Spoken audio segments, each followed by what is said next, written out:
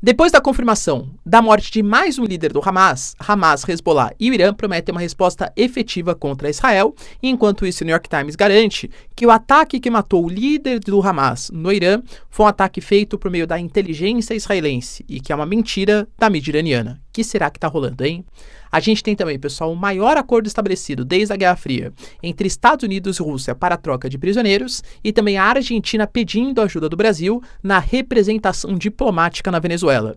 Nicolás Maduro telefona para Lula e pede para que o Brasil ajude a Venezuela a restabelecer ali relações diplomáticas com o mundo, só que enquanto isso, tece críticas falando em prisão de Maria Corina Machado e de Edmundo Gonzalez e de uma conspiração internacional. Garante, pessoal, que está pronto para fornecer as atas para a Suprema Corte, só que nem assim há a grande confirmação de que a eleição foi de fato democrática. A gente vai entender aqui exatamente por quê. Enquanto isso, os americanos garantem que a paciência está se esgotando com a Venezuela. Inclusive Nicolás Maduro, que vai ser indiciado e pode ser preso pelo Tribunal Penal Internacional. Para finalizar, pessoal, os primeiros caças F-16 de fato chegam à Ucrânia, o que é excelente para o Zelensky, mas em entrevista para uma mídia francesa, ele alega que o Putin perdeu a cabeça e que sim, ele quer que a Rússia, por favor, negocie com a Ucrânia. Se vocês querem entender um pouco mais sobre esses assuntos, e muito mais também sobre geografia, geopolítica, atualidades, política, polêmicas, enfim, tudo para você se manter sempre bem atualizado, já se inscreve no canal, deixa o like, compartilha esse vídeo, que o professor Ricardo conta muito com a sua ajuda. Belezinha? Para quem não me segue no Instagram, @prof_Ricardo Marcílio, e recado rapidinho aí da nossa parceira do canal. A bota Thunderbell é muito versátil, feita para uso urbano, tático, trilhas e até mesmo com EPI, pois possui CA. Possui um sistema anti-perfuro feito de material balístico que protege seus pés de pregos, vidros e outros objetos perfurantes. A sua palmilha garante maciez e conforto similar a um tênis, mas tem muita resistência na sua construção, com solado colado e costurado que resiste até 300 graus. O couro no book é fácil de limpar e a bota é muito ventilada, garantindo extremo conforto. É 100% nacional e vem com 180 dias de garantia contra defeitos de fabricação. Então clica no link que está na descrição e usa o cupom para um desconto especial para garantir já a sua bota Thunderbell. Bom, galera, então bora lá pro vídeo, ó. Como eu falei pra vocês, a gente falou inclusive nos vídeos de ontem e anteontem, a gente teve a confirmação do Ismail Haniyeh, que é o grande líder do Hamas, pelo menos nas relações diplomáticas internacionais. Ele foi morto no Irã e, segundo o New York Times, porque assim, as condições da sua morte, elas são bem pouco claras, tá? A gente teve informações partindo do Irã, do Hamas, falando que foi uma espécie de ataque aéreo contra um prédio que geralmente era utilizado por parte da Guarda Revolucionária Iraniana e que ali o Haniyeh estava ali estabelecido por ter fortes ligações com o Irã. Só que assim, galera, convenhamos que Teherã, que é o local do ataque, não fica próximo de nenhuma grande fronteira e isso já demonstraria uma grande fragilidade do Irã, porque deixou que um ataque aéreo acontecesse contra um prédio que deveria ser super fiscalizado, super importante, porque estava ali o líder do Hamas, que é altamente visado por Israel. Segundo as notícias do New York Times, na verdade, a mídia iraniana e a mídia também do Hamas estão distorcendo as informações. O que aconteceu, na verdade, não foi um ataque aéreo, e sim um ataque por bombas que foram escondidas nessa residência, nessa instalação que era utilizado pela Guarda Revolucionária Iraniana e que o Ismail Haniyeh já tinha se instalado várias vezes. Por isso, há 2 meses as bombas estavam ali instaladas, e aí, claro, né, que Israel, com isso, se de fato for confirmado, de novo, informação do New York Times, tá? Confirma que ele tem grandes influenciadores, que ele tem grande influência sobre alguns representantes que podem fazer a instalação de uma bomba numa região ou num prédio que deveria ser super fiscalizado, tá? Vale lembrar, pessoal, que Irã e Hamas negam essas afirmações e falam que, na verdade, se trata de um ataque aéreo. Independente se for um ataque aéreo, se for uma bomba, enfim, isso demonstra, como eu falei para vocês, uma fragilidade do Irã e mostra com os ataques que Israel fez só nos últimos dias, nas últimas semanas, matando o Ismail Haniyeh, que era o principal líder do Hamas, matou agora o número 3 também do Hamas e o número 2 do Hezbollah. Ou seja, em questão de 1-2 semanas, no máximo, a gente teve grandes líderes que foram eliminados por Israel. Isso porque eles estavam ali em países que sabem que são alvos constantes de Israel. Ou seja, Israel transmitiu a mensagem que a partir de qualquer momento que eles quiserem, eles conseguem alvejar alvos mesmo fora aí dos seus domínios, fora da faixa de Gaza. Por isso, o Eixo da Resistência, que é um grupo de países, organizações, grupos, que luta pelo fim da influência dos Estados Unidos e do seu pupilo no Oriente Médio, né, que é Israel, no Oriente Médio, já anunciou que algum tipo de resposta vai ter que acontecer. E a gente teve o líder do Hezbollah prometendo uma resposta real e estudada pela morte do Fuad Shukri. Para quem não sabe, né, esse número 2. Ele foi, segundo o comandante, tá, do Hezbollah, essa morte ela vai trazer consequências seríssimas para Israel, porque Israel não sabe as linhas vermelhas que acabou de atravessar. Lembrando, pessoal, que o próprio líder iraniano, né, a gente fala do grande chefe, né, da Revolução Iraniana, o Ayatollah Khamenei, ele, segundo o New York Times, já teria falado para a Guarda Revolucionária Iraniana e para o exército iraniano que o ataque tem que acontecer diretamente contra Israel. Ou seja, pessoal, as previsões, Israel já falou que está preparado por ataque, né, sobre o Rouanier não fala, tá, não assume que foi eles que fizeram o ataque. Mas sabe, segundo palavras do Hagari, segundo palavras do próprio Netanyahu, que algum tipo de resposta vai acontecer e alegam que estão preparados para a guerra. A gente teve, pessoal, também hoje uma notícia importante sobre um acordo que foi estabelecido entre Estados Unidos e Rússia. A gente teve, num passado recente, foi ano passado, né, o Evan Gershkovich, para quem não sabe, ele é um jornalista do Wall Street Journal, ele estava cumprindo ali, pessoal, algum tipo de reportagem na região mais ali do meio oeste do território russo, e ele foi preso pela Rússia, alegando espionagem, segundo a Rússia, tá? Isso, já havia essa suspeita que a Rússia estava fazendo esse tipo de prisão porque queria fazer ele como se fosse uma espécie de moeda de troca. Ele, por conta das acusações de espionagem, ficou preso ou teria uma prisão de 16 anos, sendo que já estava preso há 1. Aí a gente teve uma mediação estabelecida entre Alemanha, Turquia, Noruega, Polônia e Eslovênia, que fez com que acontecesse uma troca de 26 prisioneiros. Desses 26 prisioneiros, um deles é o Evan Gershkovich. E é claro, pessoal, que alguns prisioneiros russos que estavam na Alemanha, que estavam na Polônia, também vão ser trocados aí com os russos. Tanto os Estados Unidos falou que é excelente essa negociação, o Biden tratou como se fosse uma espécie de vitória, como o Peskov também, alegando que a Rússia não tem intenção de manter espiões e pessoas que não gostam da Rússia nos seus domínios, e que é claro que os russos que, segundo o Peskov, né, que é o porta-voz do Putin, estejam presos injustamente fora da Rússia, voltem ali para o território russo. A gente teve também, pessoal, hoje a confirmação que o Nicolás Maduro, na verdade, né, já tinha acontecido isso, o Nicolás Maduro, por conta de declarações de países como Chile, Costa Rica, Peru, Panamá, República Dominicana, Uruguai e Argentina, deram não reconhecendo as eleições da Venezuela, alegando que as atas eleitorais não foram totalmente contabilizadas, que você teve a prisão de opositores, que o suposto ataque hacker que o Nicolás Maduro alegou, na verdade é uma mentira, na verdade é uma falácia. E que se for levar em consideração a contabilização das atas da oposição e das agências internacionais, o Edmundo Gonzalez deveria ter de 65% a 70% dos votos. E aí, como não houve o reconhecimento e o Milei fez palavras duríssimas contra a Venezuela, a gente teve, pessoal, o Nicolás Maduro rompendo relações diplomáticas. Só que o corpo diplomático, diplomatas e a própria estrutura diplomática ainda está ali estabelecida. O Brasil, a gente já fala daqui a pouquinho o porquê, né? Como tá tentando fazer esse meio termo, negociar com os dois lados, olha, a gente não acredita, mas a gente quer saber das atas, enfim. Nessa posição estão Brasil, México e Colômbia, principalmente. O Brasil continua com a representação ali na Venezuela. Aparentemente, pessoal, o Brasil vai fazer tanto no Peru quanto na Argentina. Na Argentina já está garantindo, o Milei até agradeceu o Brasil por isso. A gente vai assumir todas as responsabilidades da Embaixada Argentina. E quando eu falo todas as responsabilidades, a gente fala da proteção de prédios, da proteção de arquivos, de ajudar os argentinos que estão na Venezuela e, inclusive, ajuda com exilados. Existem 6 prisioneiros, que seriam prisioneiros políticos, refugiados políticos, que a Argentina aceitou como refugiado no prédio da Argentina porque está fugindo do regime venezuelano, porque é contra o regime de Nicolás Maduro. E aí o Brasil vai ter que, claro, agradar os argentinos, agradar os venezuelanos e dar um jeito de lidar com esses refugiados, com esses exilados. Muito possivelmente fazendo algum tipo de negociação com algum país que também não reconheça as eleições da Venezuela. Só que assim, galera, o cerco, ele tá apertando muito contra o Nicolás Maduro. Por quê? Porque as críticas, elas estão ficando cada vez maiores. Principalmente, claro, do Ocidente. E aí, isso pode fazer com que o Brasil, que é visto como um país mediador, se veja numa situação complicada. O Brasil comprou uma briga que vai ser complicado se livrar agora, claro, pensando diplomaticamente falando. Pensando do ponto de vista ético e moral, cara, o Brasil tem que reconhecer eleições que sejam livres e transparentes, que não é o caso das eleições da Venezuela, claro, tá? Mas do ponto de vista diplomático, por que eu falo isso?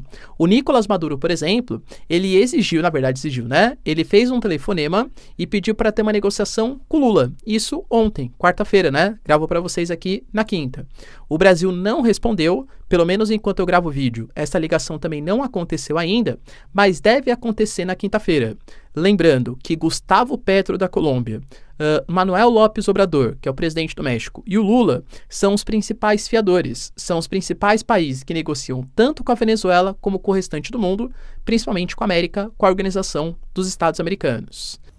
O Brasil, por exemplo, ele se absteve de votar contra a Venezuela na OEA e por isso a OEA precisava de 8 votos. Só teve 7 porque o Brasil e outros países se abstiveram, não aprovou nenhuma resolução contra a Venezuela, o que mostra, né, que o Brasil está tentando atuar mais ou menos aí nessa mediação sem condenar o Nicolás Maduro, pelo menos por enquanto. E aí o Nicolás Maduro pediu algum tipo de reunião, o Brasil ainda não respondeu, mas deve responder no futuro próximo. Aparentemente, qual vai ser a mensagem que vai ser transmitida? Até o Lula já falou sobre isso, né? Olha, a gente acredita em você, Venezuela, desde que você apresente as atas eleitorais, desde que você mostre todo o processo que levou ao Nicolás Maduro ter os 51,2% dos votos.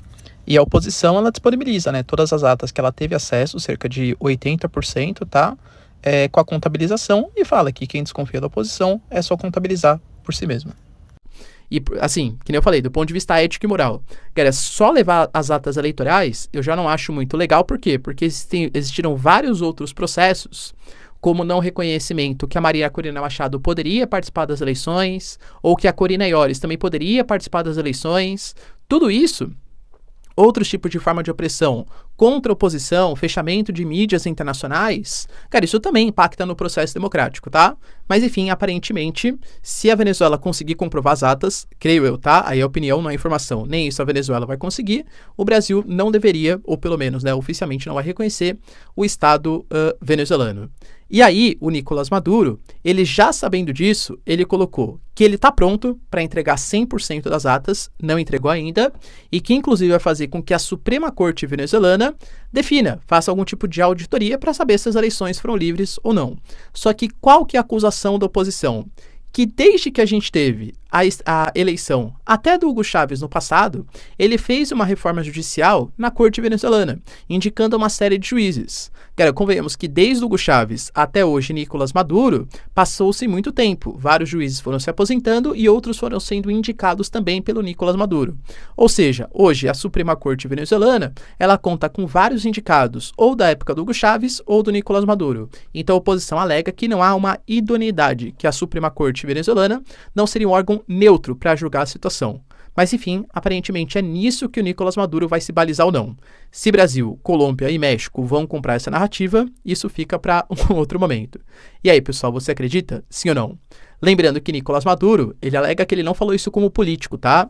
Mas que ele falou isso quanto cidadão. Ele falou que está mais do que na hora da Maria Corina Machado e do Edmundo Gonzalez estarem atrás das grades. E que há, sim, uma tentativa de golpe.